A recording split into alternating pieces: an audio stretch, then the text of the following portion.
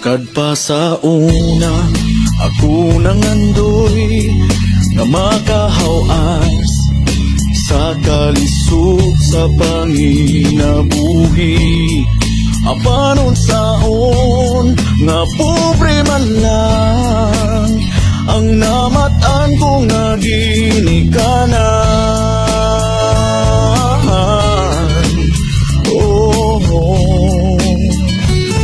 Dawaton ko lang ang tanan. Apan bisan pa iyan ang tanan, nagmalipayon ang akong nanay, tatay, igsuon.